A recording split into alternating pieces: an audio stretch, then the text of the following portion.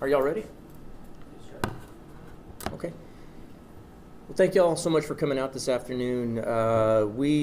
This afternoon, right around 2 o'clock, we thwarted an escape attempt by an inmate.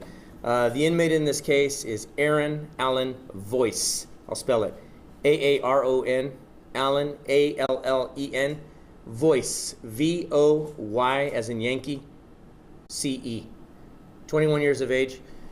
He's currently incarcerated for cruelty to non-livestock animal. This is a BCSO case that happened a while back where Voice, it's suspected that he beat the family dog to death with a baseball bat. And then he's also here for an aggravated assault charge of some sort. But what we know about the escape attempt is this. Right around 2 o'clock, our CERT team responded to the 5th floor for a report of a fire alarm having been pulled. When the CERT team was down searching that area along with some maintenance personnel, looking for the source of the fire alarm, they found a pair of sandals, orange sandals that are commonly worn by inmates. They started investigating why a pair of sandals would have been in what is in the process of being a vacated office, and they started looking. They looked into a closet where they did find Voice. There he was wearing a BCSO deputy's uniform at that point, or at least most of a BCSO deputy's uniform. He was wearing a uniform shirt, much like the one that I'm wearing now, without any insignia on it. So it did have patches. It did not have a badge or a name tag on it. It was just a shirt with patches on it. He was wearing uniform pants and no shoes. He was completely barefooted. And they found his jail uniform nearby, his orange inmate uniform. Voice was taken into custody right then and there without further incident. The CERT team did a great job of getting in there, getting him into custody without a fight or anything like that. He was brought down to the infirmary where he was checked. Quite frankly, Mr. Voice is a pretty clearly mentally ill inmate. He's got some pretty substantial mental illness issues. This we've known since the initial charge of involving the family dog. But at any rate, what we were able to determine is this. The office where he was located is an office that is in the process of being vacated. In other words, when we moved our administrative offices to this building that we're in now, we left some vacant office space over there, which meant some of the administrative offices that were located within the jail then took up some of that office space.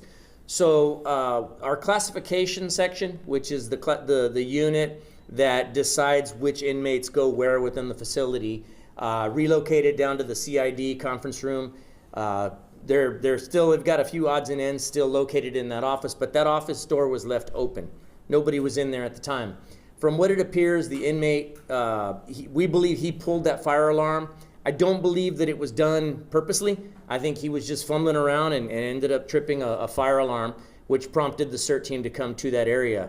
At any rate, he got his way into this office that was a vacant office, and then it appears that he found a uniform in a desk drawer. So what that probably is at this point, unless I find out different, quite frequently you'll have deputies that'll keep a spare uniform here on hand.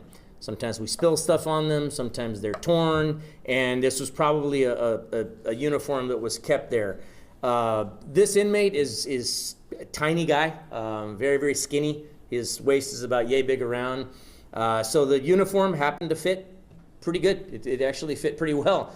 And so, no belt, of course, no insignia on it, but this uniform did fit him pretty well. Other than the fact that he didn't have any shoes or socks or a badge on it, it's clearly a cause for concern for us. And so our public integrity unit, our internal affairs unit are both investigating where the uniform would have come from. That was just me speculating, but it's probably going to be the more accurate theory, I guess, moving forward, unless we find out different. So at this point, we don't believe that anybody was involved. We don't believe that there was any foul play afoot on the part of any personnel, but it doesn't hurt to look. We're going to continue to look at that. Pretty soon thereafter, after the escape attempt was discovered and thwarted, we did perform a head count of inmates, which is part of our standard procedure. That head count cleared pretty quickly. Once we cleared that one, I asked for a second one to be done, just to be on the safe side. And we also conducted a head count of all deputies in the building as well. For obvious reasons. We have a uniform. We want to make sure that uniform didn't come off of somebody that's now laying injured somewhere. So thankfully that head count cleared as well. We did bring in some units from the downtown area. We were in the process of a meeting here in this room when this call came in. I had some members of my SWAT team here, some members of my community policing group were here. They then went out into the perimeter and formed up, and we started checking cars as they were leaving. Again, an abundance of caution. You can't ever be too careful in a situation like this. Esta tarde nosotros descubrimos un intento de escapar, un preso que está dentro de la cárcel. Nosotros lo descubrimos dentro de la cárcel, pero él tenía puesto parte de un uniforme de un oficial. Se aparenta que el preso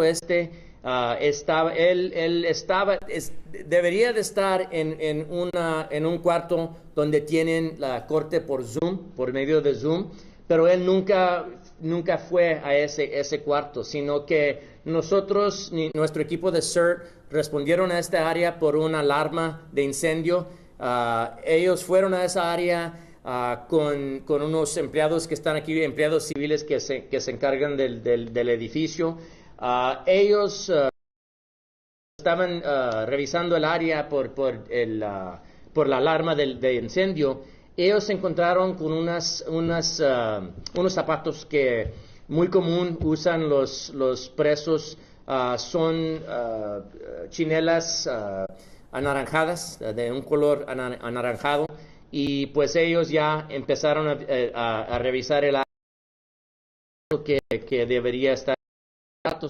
Se encontraron el sospechoso en un cuarto donde hay herramientas o más air conditioning, donde tenemos ducts de aire acondicionado. Lo encontraron ahí. Él tenía puesto el uniforme Él estaba usando un uniforme muy similar al que tengo yo, pero no tenía bacha, no tenía placas del nombre, no tenía cinturón como el que usamos nosotros, y el preso no tenía zapatos ni calcetines. Entonces los oficiales reconocieron que era un preso que estaba disfrazado de oficial. Lo arrestaron y ahora es posible que se van a enfrentar con cargos. El preso sí tiene condiciones mentales. Él está aquí por un cargo donde nuestra agencia está manejando el caso, investigando este caso, donde él mató al perro de la familia con un palo, y pues ahora él está aquí con ese cargo, y es posible que se va a enfrentar con otros cargos por este intento de escape. Okay, any questions? He was found in the air vent. I don't have an answer for that. No, what we did was he was not found in the air vent. He was found in a closet where there's ductwork for the air conditioner. We did find some ceiling tiles, much like this one here. So at this point, we don't know if he was trying to get up there or not, but closet that was on the ground level. So he got into a vacant office, the door was left open. Where was he supposed to be at? I'm not sure I understand. To that office? He was supposed to be in another part of the jail in a Zoom court hearing. Now, when he did not report to that Zoom court hearing, there was a search underway for him to figure out where he was at that point, because he wasn't where he should have been. So then around that time is where the fire alarm was tripped, and they started looking for the source of the fire alarm. Those two searches converged pretty quickly, though, when we figured out that he was, when they found the shoes, they started putting two together pretty quickly there, and then that's when he was found in the closet. Sheriff, between the Zoom and when you guys got him, what kind of time lapse? We're still trying to find out the time lapse. I think it was just a few minutes. Obviously in a situation like this, with a person like this, a few minutes is a long, long time for somebody to somebody with bad intentions that really wanted to hurt somebody could do a lot of damage. And so, although in this instance, thankfully, he didn't get a chance to do anything to anybody, we want to look at why this happened and how to prevent it in the future, for sure. Did he resist arrest? Did he fight back? No, pretty quickly the CERT team was there. They were already outfitted in their armor that they wear, and there was several of them, so they were able to get him into custody. He's a very, very small, very thin person, so he didn't put up a fight when the CERT team got him. They were able to get him into custody, and thankfully nobody was hurt. Mencionó que tenía una audiencia por Zoom. Cuando los reos tienen este tipo de conferencias, ¿ellos deben de estar vigilados o hay alguna razón? Bueno, es lo que estamos checando. Hay ciertos niveles de presos donde en veces los mandamos para la corte. Sabemos que están dentro de la cárcel, no hay chance que se vayan a escapar afuera. Entonces hay diferentes niveles. Ahorita estamos tratando de averiguar qué fue el nivel de él y deberíamos de estar con él, o si está bien si solamente lo mandaron para ese cuarto de la corte. Entonces quieren saber por qué estaba solo. Sí, es lo que nos estamos fijando ahorita. So Carlos responds in English?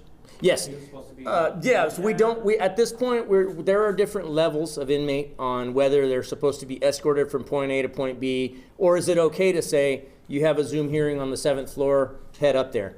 There's fail-safes in place. At a certain point, when he didn't show up to his Zoom hearing, somebody went, hang on, this guy's supposed to be here for Zoom court right now, and he's not here. So at that point, they started the search for him personally. That's when the fire alarm was tripped, and 2 and 2 was put together pretty quickly. Entiendo que tenía el uniforme puesto, pero pones un uniforme y si tiene problemas mentales, significa tratar de escapar. ¿En qué momento concluyeron que lo que estaba tratando de hacer y por qué concluyeron de que estaba tratando de escapar? Bueno, por eso digo que es posible que se va a enfrentar con cargos. Este hombre tiene condiciones mentales, no hay duda de eso. Él tiene condiciones mentales. Entonces ahorita tenemos que averiguar nosotros qué fue el intento de él en ponerse ese uniforme. Estaba pasando por una crisis mental y simplemente se encontró este uniforme y se lo puso de curiosidad, o estaba intentando de escaparse. Ahorita no tenemos evidencia que trató de salirse del edificio. En ningún momento no estaba ni cerca de hacer eso. Entonces ahorita tenemos que averiguar qué fue el intento de él. Entonces por eso digo, es posible que va a enfrentarse con cargos. Yo hablando con pues estaba cerca cuando estaban hablando con este hombre. Lo que estaba diciendo eran cosas que pues estaba diciendo varias cosas, pero para mí que él no está en la realidad como nosotros. Entonces es posible que no se estaba tratando de escapar. Sí puedo decir que este hombre es uno de esos que yo he dicho muchas veces, que hay muchos presos aquí que no deberían de estar aquí en una cárcel. Este hombre necesita ayuda médica, este hombre necesita ayuda psicóloga. No debería estar en una cárcel, en mi opinión, pero por ahorita no hay camas, no hay hospitales para poder aceptar a este hombre. Entonces aquí va a estar y pues ojalá no vaya a ser más problemas para nosotros. Same question in English. Sir. Yes, sir. Same question. How did y'all come to the conclusion of escaping if you didn't? That's the thing, and that's why I'm saying at this point that it's possible he may face charges. I was down there when he was talking, and he was just basically talking gibberish about the president, about Chief Salazar, and he was just going on and on. Nothing. His conversation was very disjointed. It wasn't making sense. He's obviously got mental health issues. Clearly, look at the charge that he's here for. And so in a situation like that, does it even do any good to put another charge on him? First off, we need to establish, was he trying to escape, or did he just find a police uniform and put it on because it fit? Or was he truly trying to escape? At this point, I can safely say he was nowhere near actually effecting an escape. He had a whole lot to go through before actually effecting an escape. And so it was highly unlikely that was going to happen. So at this point, I don't know that we have enough to establish the fact that there was an escape attempt. We think that that's what occurred. But again, I don't even know if at this point an additional charge would help. I've said it before, and I think that this gentleman is a clear example that there are people that are here simply because there's nowhere else to send them. This gentleman here probably doesn't even understand the charge that he did. This family dog that he beat to death was a long time family pet. So in other words, he just snapped one day all of a sudden and beat the family dog to death with a baseball bat. That tells me he's clear.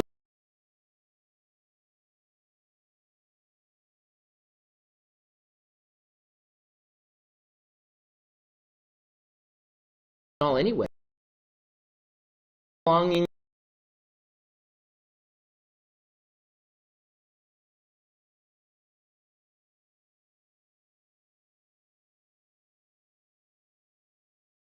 mental health.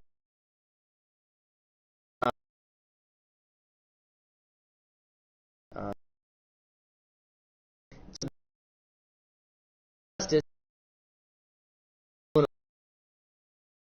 a criminalized gentleman is clearly one of those. You know, people in the free world, clearly not. He could be dangerous. I mean, clearly, based upon the. But I'm going to charge him with this other offense. We're looking to see what his intent was. Clearly, experience for us. We now figure out, okay, what should have happened. Was it all handled according to jail standards? Jail standards has been notified of this instance, and like we do with every other operation that we do, we go back and figure out what could we have done better, and what wasn't done according to policies. Thoughts on having inmates here who might be suffering from mental illness and, like as you said, shouldn't be housed here? So a couple days ago, we pulled some numbers. We're in the process of looking. I actually formed up an advisory group made up of members of the community to help me get a handle on this jail population. This jail population is going up and up and up and up and up, right? We've made a whole lot of stink about the money that we're spending on overtime. We've made a whole lot of fuss about our staffing issues, but let's not forget we've also got a inmate population that's going through the roof. And so we're looking at who needs to be here, who doesn't. Well, I got 300 inmates that should be in a state prison right now, but the state's having their own issues and they're not picking up their inmates at the way that they should. I've got about 600 inmates right now that should be in a mental health facility or could be in a mental health facility. Just right there, if you take those 900 inmates, the 300 that should be in a state prison somewhere, and the 600 that should be in a mental health facility somewhere, my overtime issues go away if you take those 900 inmates away from me. So we're dealing with a lot of issues beyond our control, certainly beyond the control of my deputies. We don't get to say who gets housed in the Bexar County Jail. It's just our job to guard them once they're here. Frustrating that you just want to shout, scream at the system, come and get your inmates. They don't belong here. The other day I was talking to a judge, and Judge Rangel is trying to help us out with managing this jail population as well. That there's no relief in sight, right? No end in sight for us, but we're trying. And we actually pulled a list of inmates. I wanted to know who's been here the longest. We've got inmates that have been here since 2016 awaiting trial. 6 years in a jail that's supposed to be a temporary. Average length of jail stay should be about 45 days. This guy's been here for 6 years. He's here, let me say it this way. He's here accused of some pretty serious crimes, right? But I mean, how do you expect somebody that's here accused for a very serious, to have him be here for 6 years, costing Bexar County taxpayers? That one inmate has cost Bexar County taxpayers over $175,000 over the course of that 6 years. How long do you expect that to occur before bad things happen? And so yeah, it's a frustrating topic to even talk about for me, because you just want to scream at these other entities, come get your people, right? I get it that you're having problems, but I got deputies over here that are tired. They're exhausted. And yeah, they're getting paid for it, right? I mean, the community should know we're definitely paying our deputies. We're taking care of our deputies.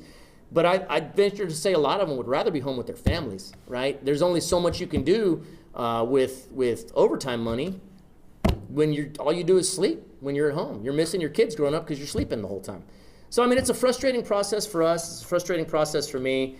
This gentleman, what we're going through with this inmate in particular today just speaks to a bigger issue, that we got inmates here that should not be here, but our system is broken. There are other priorities in the state of Texas right now, right? I think there are those in power that would rather lock up all these people coming across the border and gumming up the prison system, quite frankly. And so guess what? That trickles down. You gum up the prisons with people that were arrested for what? Criminal trespass, a misdemeanor offense. Meanwhile, I'm sitting on a guy that should be in that state prison for a serious felony, but he's here for 6 years at the time. So I mean, yeah, it's a frustrating process. Sorry to hijack this press conference to talk about this overall issue, but it's a horrible situation for all involved. If he's not going to, or if there's question about if he's going to be charged with an attempted escape, I guess what are the consequences that he might see? I guess is he going to be under more security now or anything like that? Oh, I mean, I think that's a given. I think clearly we need to handle this inmate more carefully. Absolutely, that's a given. But the question is what's an additional charge going to do? Is it really just going to aggravate the situation? It's just going to make it that much longer that he's got to stay here. I'd just assume somebody free up a hospital bed, a secure one, and let's get him there.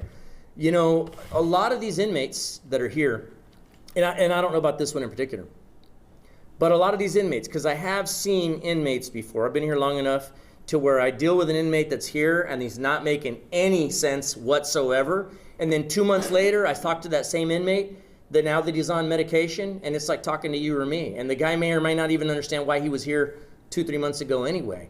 So a lot of these folks, it's just a matter of getting them in a controlled hospital setting and getting them on a medication plan, you know, and they may be a totally different person and they don't need a jail. They need a hospital bed. But again, in the state of Texas, that's not high priority.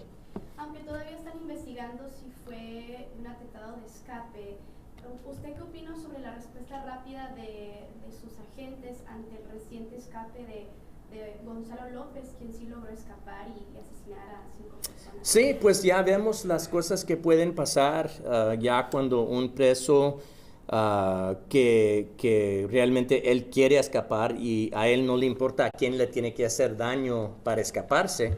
Es una situación muy peligrosa, obviamente, para los oficiales, para el público. Y pues sí, les doy las gracias a estos oficiales que tuvieron la vigilancia, se fijaron solamente en esos zapatos y sabían esos zapatos no deberían de estar aquí. Y ya empezaron a investigar y encontraron el sospechoso antes de que alguien fuera herido a causa de esto.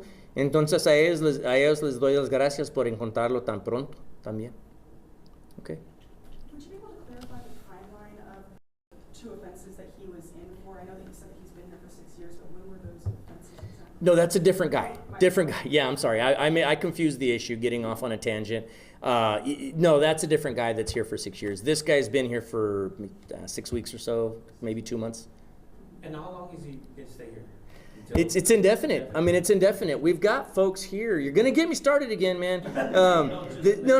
With it, we don't know. We don't know because there's people here that have been here for a long time because they're incompetent to stand trial. Well, what's the end goal then? You think he's going to magically regain competence being in a jail? It's not going to happen. So yeah, it's a frustrating. We don't know how long he's going to be here, but he and I are stuck with each other for the time being, for sure. You know when he was charged for leaving the family pet, and then I think you said he might have also had an aggravated assault charge. Yeah, I'm not sure. I know that the aggravated. I'm sorry. The killing of the dog was several weeks or months ago. The secondary assault charge, I'm not clear on. Just to make sure, the sandals were found first and then the fire alarm was pulled later? No. So the way the timeline, as I understand it now, there was a search underway for this inmate that was supposed to be on the 7th floor at a Zoom court hearing. Yeah. He didn't report, so that was reported and so there was a search ongoing for him. Around that same time, a fire alarm was pulled on the 5th floor. The CERT team responded to the 5th floor. To them, they're still looking for the source of a fire alarm. During that time, maintenance was with them. Somebody found a pair of sandals that didn't belong, and they started investigating further. They opened up a closet, and that's where he was in the uniform. Okay, so search first, alarm then, and then they found the sandals. Yes, Was he in a different floor? The Zoom thing was that? the Zoom was supposed to be on the 7th floor. 7? He was found on the 5th. So he made it from the 7 to the 5. Mm-hmm. Yeah, we've got elevators that the inmates and deputies traveled up and down on. So he clearly took an elevator from 7 to 5 at some point. But right now we're in the process of reviewing video to find out at what point. No, the main jail. The main jail. Yes, sir. You said it was around 2. Around 2 o'clock. All this happened around 2 o'clock. Sheriff, did you give an ID when I wasn't here? Yes, and I can't unlock this. Can you give him the?